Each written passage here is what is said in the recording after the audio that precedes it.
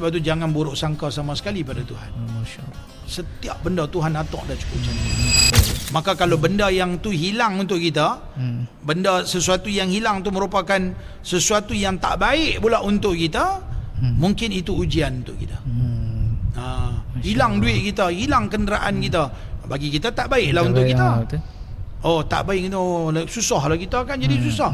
Tapi di sana mungkin ada kebaikannya yang Allah telah pun takdirkan yang kita tak tahu. Contoh, Allah takdirkan hari ni kita hilang kenderaan. Rupa-rupanya berlaku satu aksiden yang besar di depan jalan tu.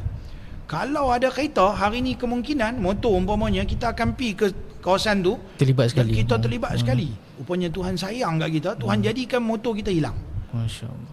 Ataupun Tuhan jadikan motor kita tu rosak. Dan akhirnya kita tak pergi. Rupanya tu Tuhan nak selamatkan kita daripada tu. Kehilangan motor tu tadi ada satu kebaikan untuk kita. Ada hikmah sebalik. Ada hikmah, ada hikmah. Sebab tu jangan buruk sangka sama sekali pada Tuhan. Masya-Allah. Setiap benda Tuhan atur dah cukup cantik dah. Pasal apa Tuhan selamatkan kita? Mungkin ada kebaikan yang kita pernah buat. Ini Tuhan bagi rezeki dalam bentuk macam ni. Dia tarik satu, dia bagi yang lain. Dia ambil motor, dia selamatkan kita. Motor boleh cari. Tapi kalau mati, habis dah. Selesai dah urusan di dunia kan. Mudah-mudahan terjawablah jawapan tu. Memang terjawab tu. Ya. Sebab apa?